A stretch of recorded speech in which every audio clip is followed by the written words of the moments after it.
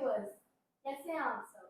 जैसे कल हमने बात किया एक वीडियो में कि हम आज स्ट्रोक पे डिस्कशन करेंगे। स्ट्रोक जैसे कि कल मैंने आपको बताया, एक साइड आर्म की रुक जाना, स्पीच स्लर हो जाना, एकदम बंद हो जाना, आंखों आंखों का यूज कम हो जाना, आंखें बंद हो जाना, या बोलना बंद हो जाना एकदम से। इट्स लाइक एन अटैक, जैसे कि हार्ट अटैक एकदम से आता है, वैसे ही ब्रेन का अटैक मतलब कि स्ट्रोक एकदम से आता है। तो ऐसे अगर स्ट्रोक हो जाए, ऐसे स्ट्रोक का हो जाना, तो कैसे हो जाता है ये। तो इन सब सवालों के जवाब और एंड में सारा प्रिवेंशन, मिनी स्ट्रोक क्या होता है, स्ट्रोक से रिलेटेड तरह तरह के क्वेश्चन जो हमारे माइंड में आते हैं, जो रोजमर्रा हमारे हॉस्पिटल में भी आते रहते हैं, तो उनकी हम जवाब डॉक्टर अनुराग से पूछेंगे। Hello sir, how are you. Hello, I am fine. Sir, तो एकदम से स्ट्रोक हो जाना ये कैसे हो जाता है। जी। स्ट्रोक या जिसको हम अपनी आम भाषा में लकवा, अधरंग, इस तरह के उसके नाम हैं, ऐसे कहते हैं। स्ट्रोक जो है ये एक वास्कुलर डिजीज़ है, जैसे हार्ट अटैक है बिल्कुल वैसा ही होता है कि किसी ब्रेन की जो आर्टरी है, जो खून देने वाली धमनी है, उसमें कुछ क्लॉट आ जाता है, तो उससे क्या होता है कि दिमाग का कोई हिस्सा काम करना बंद कर देता है। तो उससे ये जो लक्षण जैसे आपने बताया कि बाजू काम नहीं करती, आँख से दिखना बंद हो जाता है एक आँख से, या एक तरफ को दिखना बंद हो जाता है, स्टेडीनेस नहीं रहती, पैर इधर-उधर पड़ता है, या एक-एक के 2-2 नज़र आते हैं, ये सब जो लक्षण हैं, वो स्ट्रोक के होते हैं। पर बेसिकली स्ट्रोक जो है ये 2 तरह का होता है। एक हम बोलते हैं इस्कीमिक स्ट्रोक, जिसमें कि जो ब्रेन की नाड़ी है वो बंद हो जाती है। जो 80% स्ट्रोक्स होते हैं वो इस्कीमिक ही होते हैं, बिल्कुल हार्ट अटैक की तरह होते हैं। जो दूसरी तरह का स्ट्रोक है उसको हम हेमरेजिक स्ट्रोक बोलते हैं। उसमें क्या होता है, दिमाग की नाड़ी फट जाती है, उसमें से ब्लीडिंग होती है और दिमाग में इकट्ठा हो जाता है ब्लड, उसको हेमरेजिक स्ट्रोक कहते हैं। तो 20% जो स्ट्रोक हैं वो हेमरेजिक स्ट्रोक होते हैं, 80% जो है हमने पहले बताया वो इस्कीमिक स्ट्रोक होते हैं। तो फ्रेंड्स, हमें डॉक्टर साहब ने बताया दो तरह की स्ट्रोक्स होते हैं और कितने फेटल हो सकते हैं। ये एक इस्केमिक स्ट्रोक है और एक हेमरेजिक स्ट्रोक है। तो ये हमारी लाइफ का टर्न ले सकती है। तो सर, नेक्स्ट क्वेश्चन इज कि स्ट्रोक के सिम्टम्स बेसिकली क्या क्या हो सकते हैं। कुछ तो मैंने बताए हैं, पर कुछ जी। मुझे भी शायद नहीं पता, आप जिक्र करें। जी। जो स्ट्रोक के सिम्टम्स हैं वो इस बात पे डिपेंड करते हैं कि स्ट्रोक कौन से हिस्से को दिमाग के अफेक्ट करता है। जब वो दिमाग के आगे वाले हिस्से को अफेक्ट करता है तो आम तौर पे स्पीच अफेक्ट होती है, पेशेंट बोलना एकदम से बंद हो जाता है। जब वो उससे पीछे वाले हिस्से को, जिसको हम मोटर स्ट्रिप है, वो अफेक्ट करता है तो हिस्सा काम करना बंद कर देता है, जैसे एक हाथ और एक पैर रुक जाता है। उसी से इसका नाम जो है अधरंग पड़ा। अधरंग मतलब आधे आधी बॉडी जो है वो काम करना बंद कर देती है। इसके अलावा अगर वो विजुअल एरिया को अफेक्ट करता है तो उससे क्या होता है, हमें एक तरफ को दिखना बंद हो जाता है, जैसे बाईं तरफ की कोई भी चीज़ नहीं दिखेगी या दाईं तरफ की कोई भी चीज़ नहीं दिखेगी, ऐसा भी स्ट्रोक में हो सकता है। जब वो ब्रेन के पीछे वाले हिस्से, जिसको हम हाइंड ब्रेन कहते हैं, उसको अफेक्ट करता है तो पेशेंट को बैलेंस में प्रॉब्लम होती है। उसका जो पैर है इधर उधर पड़ता है, पैर ठीक से चल नहीं पाता है, और उसके अलावा अलग अलग नाड़ियाँ क्योंकि अफेक्ट हो जाती हैं तो मुंह टेढ़ा हो जाता है, चीज़ को अंदर निगलने में दिक्कत होती है, नाक से चीज़ बाहर आ जाती है, पानी पीते हैं तो नाक से बाहर आ जाता है, या जो जब बोलते हैं तो आवाज़ नाक में से आती है, एक-एक के 2-2 नज़र आते हैं। ये सब जो लक्षण हैं वो स्ट्रोक के हो सकते हैं।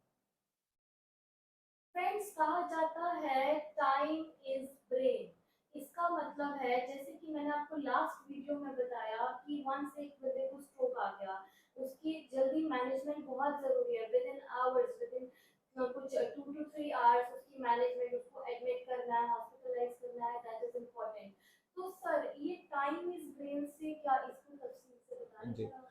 ऐसा देखा गया है कि जो नाड़ी बंद हुई है, जैसे जैसा कि इस्कीमिक स्ट्रोक में होती है, अगर उसको हम जल्दी खोल देते हैं, जो कि विद इन 3 आवर्स है, तो जो ब्रेन का हिस्सा है उसको बचाया जा सकता है, उसको परमानेंट डेड होने से बचाया जा सकता है।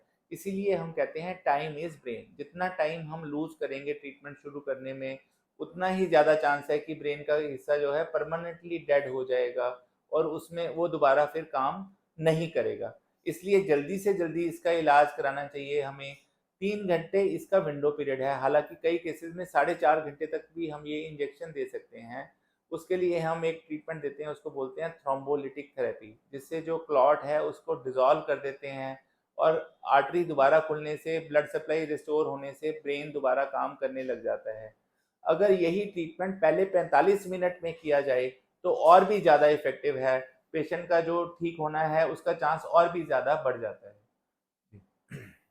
तो फ्रेंड्स, इसकी management is very very very important. Sir, इसकी मैनेजमेंट में और क्या हो सकता है? जी, तो अगर इस्कीमिक स्ट्रोक है तो जैसे मैंने बताया कि थ्रोम्बोलिटिक थेरेपी है। अगर हेमरेजिक स्ट्रोक है तो उसमें क्योंकि ब्लड प्रेशर बहुत बड़ा होता है, तो ब्लड प्रेशर को मैनेज करना पड़ता है, पेशेंट को किसी आईसीयू में एडमिशन देना पड़ता है, पेशेंट का ब्लड प्रेशर, शुगर दोनों मेंटेन करने होते हैं, पेशेंट के और वाइटल सारे मेंटेन करने होते हैं। उसके अलावा बहुत सारी दवाइयाँ दी जाती हैं, कई केसेस में ऑपरेशन की ज़रूरत भी पड़ती है। तो ये सब जो है इसकी मैनेजमेंट में स्ट्रोक की हम करते हैं।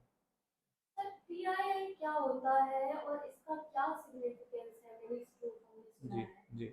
टीआईए बेसिकली एक, इसको हम मिनी स्ट्रोक जिसको हम कहते हैं, टीआईए एक ऐसा लक्षण है जिसमें लक्षण तो स्ट्रोक के आते हैं, लेकिन वो कुछ मिनटों में या कुछ घंटों में बिल्कुल अपने आप ही ठीक हो जाते हैं, बिना किसी दवाई के ठीक हो जाते हैं। TIA is just like a warning. अगर आपको टीआईए हुआ है तो ये आपको वार्निंग मिल गई है, भगवान ने आपको वार्निंग दी है कि अपना इलाज जो है ठीक से कराएं, क्योंकि अगर नहीं कराएंगे तो 25% चांस है कि अगले 1 साल में आपको दोबारा स्ट्रोक हो जाएगा। तो टीआईए होता है तो सबसे पहले हमने स्ट्रोक के सारे रिस्क फैक्टर्स जो हैं उनका ट्रीटमेंट जो है प्रॉपर तरीके से कराना चाहिए ताकि हम स्ट्रोक से बच सकें। सर, अब हम बात करेंगे प्रिवेंशन की। जैसे कि जी, आपने बात की कि टीआईए हो गया है तो फिर मतलब ये हो गया है अलार्मिंग जी, सिग्नल कि आपको दोबारा से स्ट्रोक। अब हम जी, स्ट्रोक की बात करें, वंस एक इंसान को स्ट्रोक हो गया है तो क्या उसके दोबारा चांसेस हैं स्ट्रोक जी। होने के? जिसको एक बार स्ट्रोक हो जाता है, क्योंकि उनके ऑलरेडी रिस्क फैक्टर्स होते हैं, तो उनको दोबारा होने का चांस भी काफ़ी ज़्यादा होता है।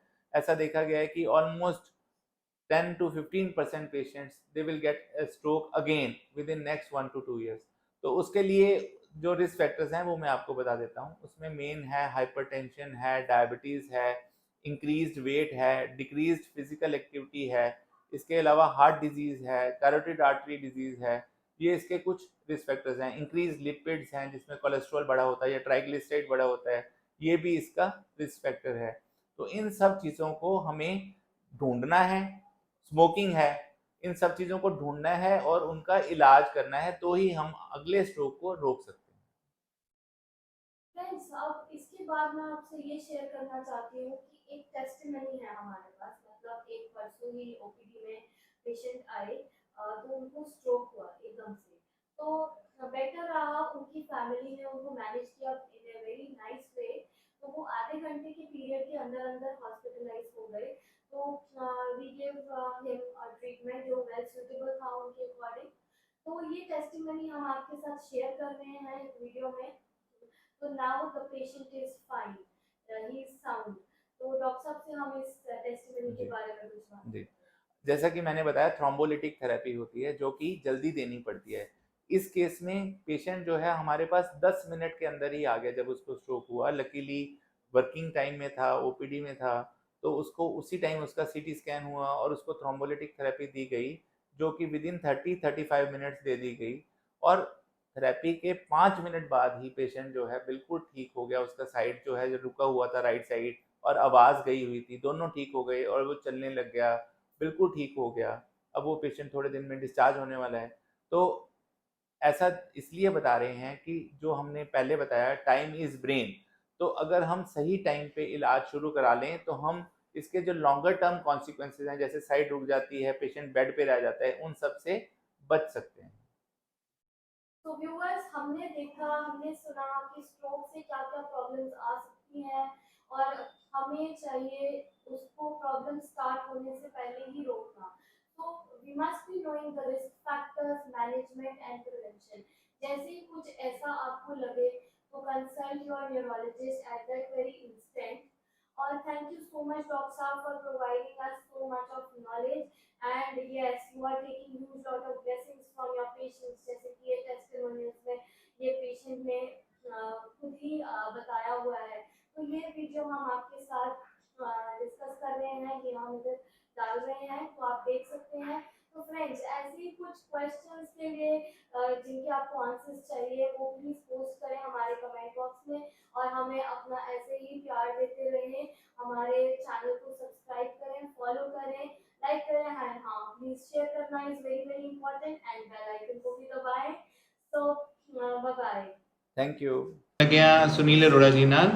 ਇਹਨਾਂ ਦੇ ਜਿਹੜੇ ਫਾਦਰ ਨੇ ਉਹਨਾਂ ਨੂੰ ਕੁਝ ਦਿਨ ਪਹਿਲੇ ਅਟੈਕ ਹੋਇਆ ਸੀ, ਉਹਨਾਂ ਦਾ ਸੱਜਾ ਪਾਸਾ ਜਿਹੜਾ ਕਮਜ਼ੋਰ ਹੋ ਗਿਆ ਸੀ, ਨਾਲ ਆਵਾਜ਼ ਚਲੀ ਗਈ ਸੀ।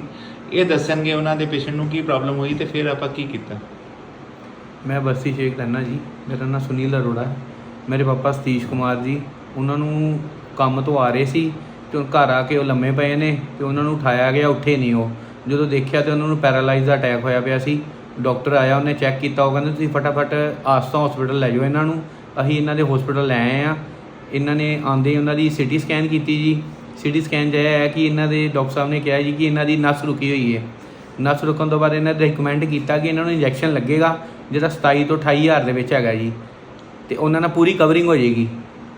ਤੇ ਇਹਨਾਂ ਨੇ ਜਦੋਂ ਇੰਜੈਕਸ਼ਨ ਲਾਇਆ ਵਿਦਿਨ 10 ਮਿੰਟ ਦੇ ਵਿੱਚ ਉਹਨਾਂ ਦਾ ਵਰਕਆਊਟ ਹੋਣਾ ਸ਼ੁਰੂ ਹੋ ਗਿਆ ਸੀ। ਬੋਲਣ ਵੀ ਲੱਪੇ ਸੀ ਜੀ, ਜਿਹੜਾ ਮੂੰਹ ਵਿੰਗਾ ਹੋਇਆ ਸੀ। ਹੱਥ ਪੈਰ ਵੀ ਰਾਈਟ ਸਾਈਡ 'ਤੇ ਜਿਹੜਾ ਪੈਰਾਲਾਈਜ਼ ਹੋਇਆ ਸੀ ਉਹ ਵੀ ਉਹਨਾਂ ਦਾ ਬਿਲਕੁਲ ਚੱਲਣ ਲੱਗ ਪਿਆ ਸੀ ਜੀ। ਸੁਨੀਲ ਜੀ, ਇਹ ਜਿਹੜੇ ਤੁਹਾਡੇ ਫਾਦਰ ਨੂੰ ਅਟੈਕ ਹੋਇਆ ਸੀ, ਕਿੰਨੀ ਦੇਰ ਵਿੱਚ ਤੁਸੀਂ ਆਪਣਾ ਪੇਸ਼ੈਂਟ ਇੱਥੇ ਲੈ ਕੇ ਆ ਗਏ ਸੀ? ਅਸੀਂ ਵਿਦਿਨ 30 ਮਿੰਟ ਦੇ ਵਿੱਚ ਅਸੀਂ ਇੱਥੇ ਆ ਗਏ ਸੀ ਜੀ, ਘਰ ਤੋਂ ਹਸਪੀਟਲ ਜੀ। ਠੀਕ ਹੈ, ਥੈਂਕ ਯੂ ਸੁਨੀਲ ਜੀ, ਥੈਂਕ ਯੂ।